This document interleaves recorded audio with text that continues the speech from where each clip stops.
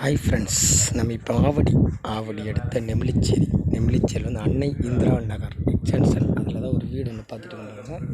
நல்ல corner flat 30க்கு 40 நல்ல corner flat. கார்னரில் தான் பார்த்திங்கன்னா நல்லா அருமையாக இருக்குது. ரேட்டு வந்து 50 லட்சம். உள்ளே போகிறோம் பாருங்கள்.